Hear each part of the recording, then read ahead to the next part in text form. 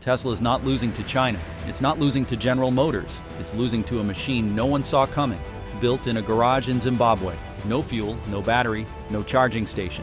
This car runs on invisible energy pulled straight from the air.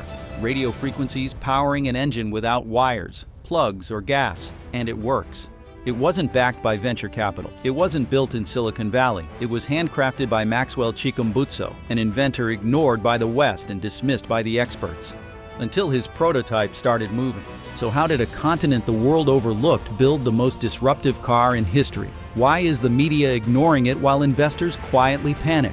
And can Tesla survive a revolution it never saw coming? Africa's automotive boom no one saw coming.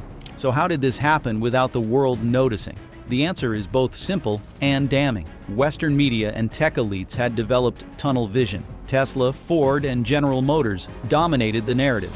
Labor strikes in Michigan, semiconductor shortages in Taiwan, Cybertruck unveilings in California. It was a tight loop of coverage, and Africa simply did not fit the frame. It was easier to believe that Africa was decades behind than to ask whether it had quietly leapt ahead.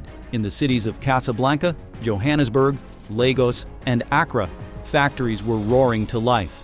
And not just assembling foreign designs, but producing, refining, and exporting vehicles at a scale that caught most American and European analysts completely off guard.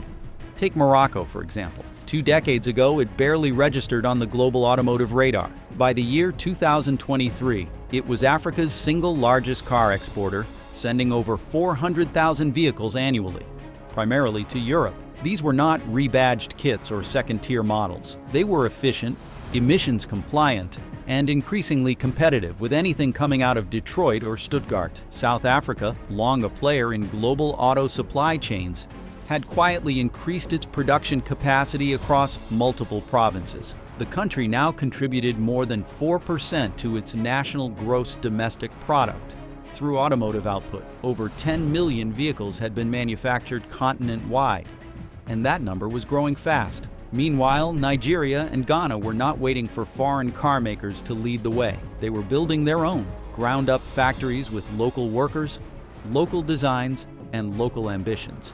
In Ethiopia, new industrial zones had been mapped with precision, positioned to attract engineers and train future generations of automotive minds. The myth that Africa was simply a recipient of discarded vehicles from the West was evaporating, and the numbers didn't lie. Over 10 million vehicles, hundreds of thousands exported, and a domestic consumer base that was growing fast. The continent was not just becoming a vehicle manufacturer, it was becoming an ecosystem. And that ecosystem was rooted not in Western standards, but in African realities, affordability, resilience, and versatility. But where these cars are made isn't the story. Where they survive is. Where Tesla dies and Africa thrives. Electric vehicles designed in Silicon Valley look stunning in a showroom. Their curves are aerodynamic. Their touchscreens are sleek. Their range estimates are impressive on smooth, dry roads with perfect weather. But what happens when the roads are flooded, unpaved, or buried under red sand? What happens when the electricity grid vanishes for 3 days? What happens when the only mechanic is a teenager with a wrench and an old cell phone flashlight? That is where Tesla dies, and where African engineering thrives. In rural regions across the continent, roads are not roads in the traditional sense. They are cratered paths, soft sand trails, and steep slopes covered in water after the rains. This is the terrain of reality, not the clean pavement of San Francisco. And the vehicles that dominate here are not Model Y crossovers. They are hand-built, mechanically rugged, and able to carry 20 bags of maize in the morning and schoolchildren in the afternoon. These vehicles are not beautiful. They are not digital, but they work. Built with higher ground clearance, durable suspensions, and dust-resistant components, they are the backbone of mobility for millions. They are repaired with basic tools. They can be dismantled and rebuilt in village garages. They do not require diagnostic computers or proprietary service portals. Contrast that with a Tesla. Imagine trying to navigate the muddy backroads of Western Kenya with a luxury EV that requires specialized chargers and firmware updates. Imagine attempting to fix a fault code with no cell signal and no technician for 100 miles. These machines, however advanced, are simply not built for survival. But these vehicles didn't just survive chaos, They rewrote the rules of energy itself, how Africa skipped the charging station. In Kenya, electric vehicle charging stations powered by geothermal energy are popping up along main transport routes. In Uganda, solar-powered buses are running daily routes through dense cities. In Nigeria, biofuel engines are being tested using cassava extract. And in Zimbabwe, a self-powering car quietly rolled down a road without drawing a single watt from a plug. This is not the future of transportation. It is Africa's present. What unites these efforts is not just innovation, but refusal. Refusal to wait for Western infrastructure. Refusal to rely on oil cartels. Refusal to design a mobility future that mirrors the fossil-fueled past. Instead of building gas stations and charging grids, African engineers are working around them. They are designing mobility solutions that don't just move people, they liberate them. Entire villages in East Africa are functioning with vehicles that have no connection to the grid. Drivers are not limited by charging schedules or electricity rationing. In some communities, a day without power is common. But with vehicles powered by radio frequencies, solar energy, or local biofuels, transportation continues uninterrupted. Meanwhile, in the United States, billions of dollars are being spent on laying charging cables, constructing supercharger networks, and upgrading fragile power lines. It is a slow, expensive process. Africa, by contrast, has chosen not to build the cables at all. It is leapfrogging them, going straight to a future that does not need plugs, stations, or dependence. What began as necessity has evolved into strategy. And in doing so, Africa has written the blueprint for post-grid mobility. And the first country to weaponize this against the West? Morocco. We sorted the facts, cut the fluff, and packed in the stuff that actually saves you money. If that helped, maybe stick around and subscribe. Morocco's quiet auto takeover of Europe, hidden behind the headlines dominated by Tesla stock swings, Cybertruck delays, and American union strikes, something extraordinary has been happening across the Atlantic. In the shadow of the Atlas Mountains, Morocco has quietly constructed one of the most aggressive, efficient, and strategic auto industries on the planet, not through conquest or dependency, but through intelligent, long-game thinking that caught the world off guard. The cities of Tangier and Casablanca have become epicenters of modern vehicle production. These are not small-scale factories cranking out assembly kits. These are high-output facilities running under some of the most competitive manufacturing standards in the world. But here's the twist. Morocco didn't do it alone, and it didn't do it the old-fashioned way. Instead of ceding control to multinational corporations, Morocco entered into tactical partnerships with European giants like Renault and Stellantis. These weren't colonizer deals. They were strategic alliances with stipulations for local workforce training, infrastructure development, and Moroccan supply chain integration. The result? Cars that meet strict European emission standards and consumer expectations, built in Africa, priced competitively, and exported directly to the European Union. In the year 2023 alone, Morocco exported over 400,000 vehicles to Europe, most of them from Tangier's Renault plant and Casablanca's Stellantis-linked operations. That figure didn't just shock trade analysts. It shook boardrooms in Detroit, Berlin, and Tokyo. And then there's the elephant in the room, the United States. Unlike Europe, the US has remained largely excluded from Morocco's automotive growth strategy. This isn't accidental. It's calculated. While American manufacturers struggled to reshore production, deal with inflation, and placate politically volatile labor environments, Morocco bypassed the US entirely. Its emission standards are designed for Europe, its pricing tiers are tuned to European wage levels, and its branding strategy is Eurocentric by design.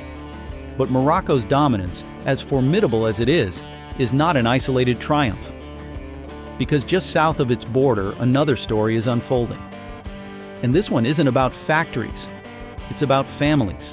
Why South Africa builds more than cars.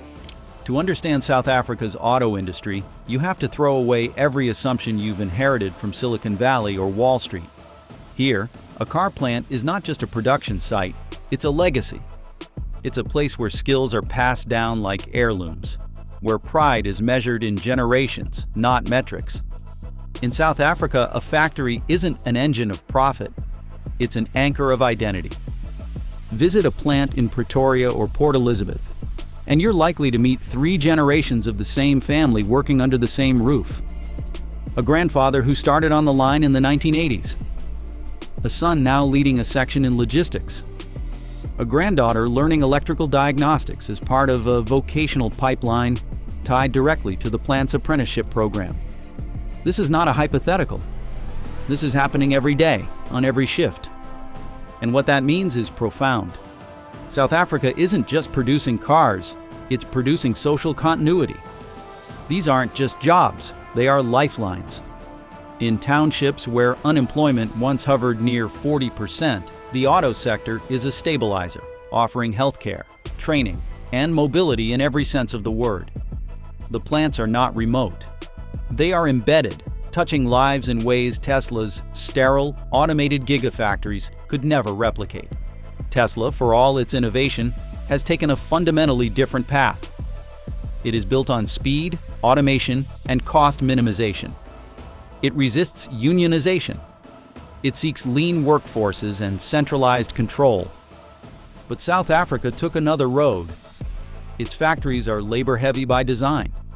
Its workforce is highly organized. And its government has woven car manufacturing into the fabric of its economic and social policies. This model isn't scalable in Silicon Valley because it was never meant to be. It's not about scale, it's about roots. The South African government recognized long ago that a strong auto sector could serve as a tool for upward mobility, not just exports. And now those seeds are blooming across generations, building something Elon Musk's empire will never understand. Loyalty born from contribution, not hype. But while South Africa builds families through factories, a different kind of revolution is bubbling to the west, in places where cars aren't just symbols of employment or pride. They're national declarations. Ghana and Nigeria are building dreams, not just cars. Across the Gulf of Guinea, in bustling cities like Accra and Lagos, something quietly radical is happening. The auto revolution isn't being led by global brands or foreign investors. It's being led by locals.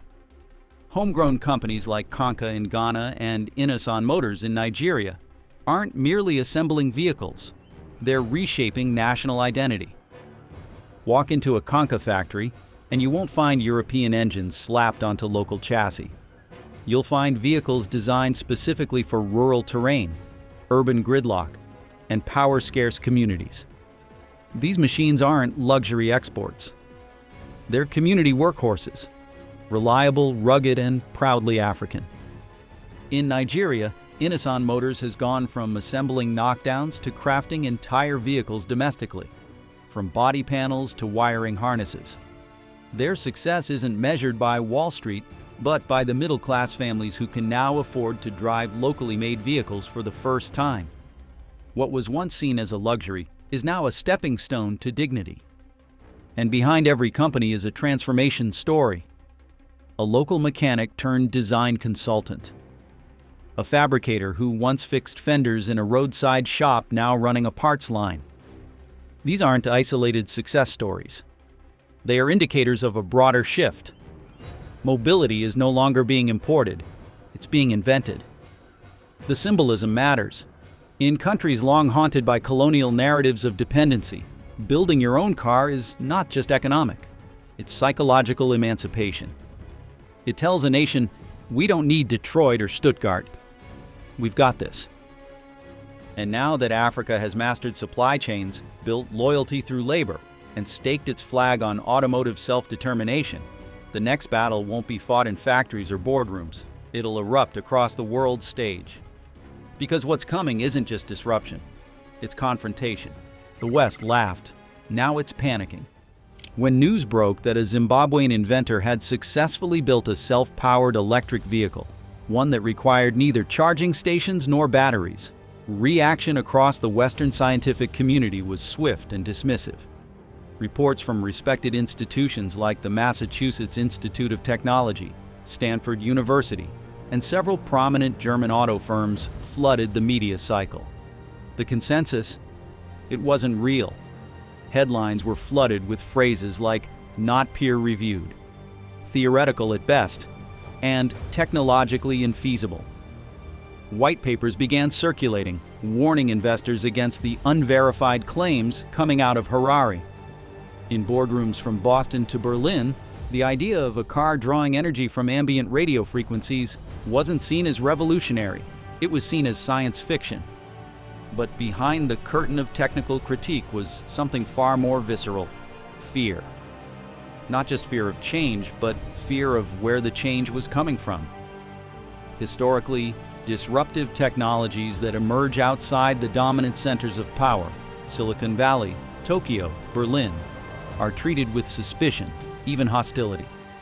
The internet, solar panels, and even the earliest electric vehicles were all dismissed before they were adopted. But none of those originated from regions like sub-Saharan Africa. That is what made this innovation terrifying to many Western stakeholders. It was not just a new kind of car. It was a new kind of threat, one that could not be controlled, licensed, or owned by the old guard. Industry think tanks issued carefully worded press releases to protect investor confidence. Engineering faculties at elite universities expressed skepticism while quietly dispatching researchers to investigate. The Society of Automotive Engineers convened a closed-door symposium to assess emerging unconventional EV models. In public, they were still laughing. In private, they were bracing for impact. Because if Africa had truly cracked the code for mobility without fuel, plugs, or rare earth materials, the foundation of the Western automotive economy was no longer stable. It was obsolete. The discomfort wasn't about science. It was about sovereignty. Western infrastructure, from fuel pipelines to charging corridors, is built on the assumption that energy must be extracted, refined, and distributed. If that assumption collapsed, so would the multi-trillion-dollar ecosystems built on it. And there was one company at the center of that fragile web. One company whose entire value proposition was suddenly under threat. And the most vulnerable target? Tesla's most prized asset. Tesla's supercharger network is now a liability. For over a decade, Tesla's supercharger network was its ultimate competitive advantage. While other automakers scrambled to retrofit existing fuel stations or partner with third-party charging providers, Tesla was busy constructing a proprietary grid, billions of dollars invested into a vast web of high-speed charging stations across North America, Europe, and parts of Asia. This wasn't just convenience, it was strategy. The network locked users into Tesla's ecosystem, creating brand loyalty through dependency. It was a fortress, and now it's a stranded asset. With the emergence of self-powering electric vehicles, ones that generate usable energy directly from radio frequencies or localized solar capture, the entire value of a static, centralized charging network collapses. Why wait 30 minutes at a station when your car never runs out in the first place? Why invest in regional charging corridors when your competitors are building vehicles that never need one? The very infrastructure Tesla touted as its moat has become a monument to an outdated strategy. Investors have noticed. Analysts from major financial institutions are beginning to downgrade Tesla's long-term viability, citing a new factor: charging obsolescence. The supercharger network, once seen as an irreplaceable asset, is now being reassessed as a financial burden. Maintenance costs, power access contracts, and lease agreements on thousands of properties are suddenly being questioned. What was once a revenue-generating edge is now a liability dragging down Tesla's valuation. And that's before we even talk about the raw materials. Lithium is over, and Tesla doesn't know it yet. At the core of the global electric vehicle economy lies one unspoken truth. Batteries are not clean. They are heavy, costly, and environmentally brutal to produce. Tesla, like every major EV manufacturer, is built on the foundation of lithium-ion battery technology. But what happens when the battery itself becomes unnecessary? Africa's self-powered vehicles don't rely on lithium. They bypass the need for cobalt, nickel, or graphite. They tap into energy already present in the environment, or draw from decentralized solar grids. The result? The battery, long hailed as the centerpiece of electric innovation, is suddenly a relic. The implications are catastrophic for everyone still invested in the battery economy. Lithium mines in Argentina and Bolivia are already seeing future orders dry up. In the Democratic Republic of the Congo, where cobalt extraction is linked to exploitative labor and environmental degradation, the long-promised economic boom is under threat. Jobs are disappearing. Contracts are dissolving. Futures, quite literally, are evaporating. And then there's the moral argument. For years, Western automakers justified their mineral extraction by framing it as a necessary evil, an essential part of transitioning to a green economy. But if a new generation of EVs can operate without those minerals, that justification collapses.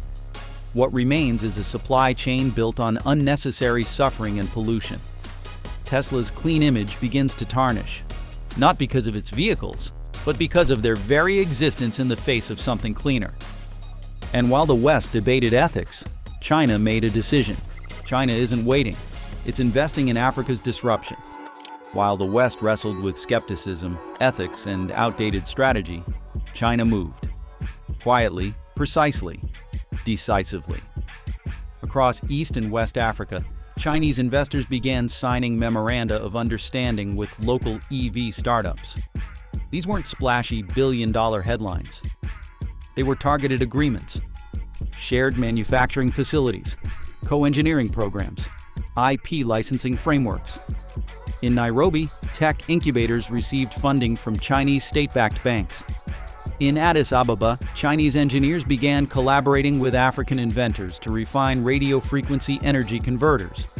In Lagos, a joint venture between a Chinese electronics firm and a local battery-free vehicle startup quietly took over an abandoned factory. This isn't charity, it's strategy. China sees what the West is too proud or too slow to see. Africa is not a backwater market. It's the front line of a new industrial revolution. And self-powering vehicles are not a gimmick. They're a geopolitical shift. For China, this is about more than cars. It's about leapfrogging American and European dominance in the mobility sector. It's about securing influence over the next global standard before it's written. By embedding itself into Africa's emerging EV infrastructure, China bypasses the West's traditional choke points: patents, platforms, ports. It's infrastructure colonization, but smarter. Instead of owning land or extracting minerals, China is embedding itself into the intellectual and technological DNA of Africa's mobility revolution. And unlike the West, it's not trying to control it. It's trying to co-own it. But Africa wasn't just leapfrogging tech. It was abandoning fossil fuel itself. And suddenly, everyone wanted a piece. But Africa wasn't selling. The patent war for Africa's invention has already begun. This isn't a tech race, it's a sovereignty battle. Once Maxwell Chikumbutso's radio-powered vehicle reached international headlines, something else began happening behind the scenes. Patent firms, legal consultants, intellectual property lobbyists. They all started circling. For decades, African inventions had been either ignored, copied without credit, or extracted through unfair licensing deals. But this time, African engineers and leaders were ready. The self-powering vehicle was not just a technical marvel, it was a geopolitical asset. Suddenly, the question wasn't, does it work? It was, who owns it? And that's when the patent war began.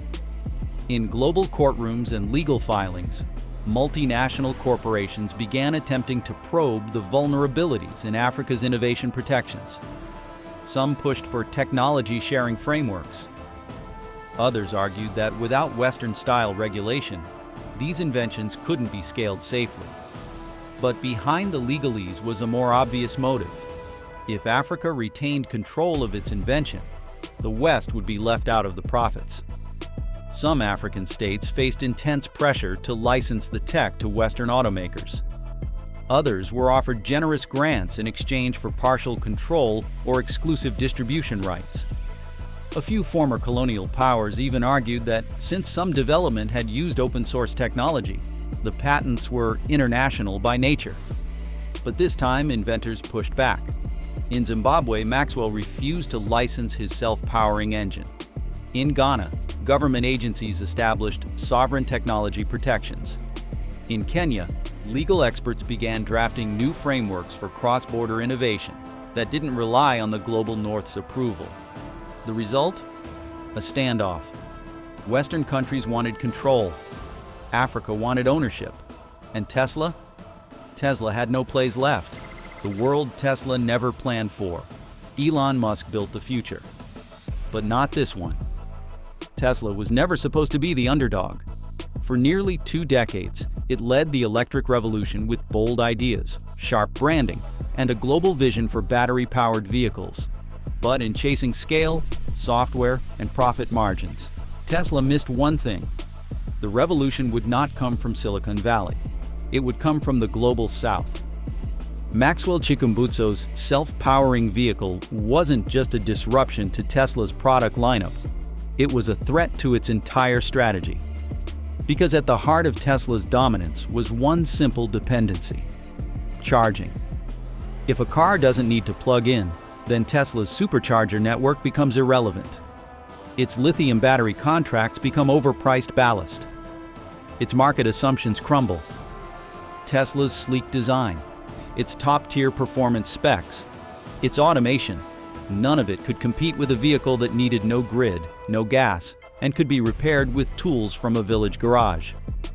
And that's the lesson that hit hardest. Tesla had built an empire around exclusivity, while Africa had built a movement around access. The future didn't belong to the most advanced battery. It belonged to the most liberating idea: a car that runs on its own terms. Africa is not just joining the conversation, it is rewriting the script. And if this is the end of Tesla's lead, it's the start of a new world order. But what are your thoughts on this? Let us know in the comment below and like this video.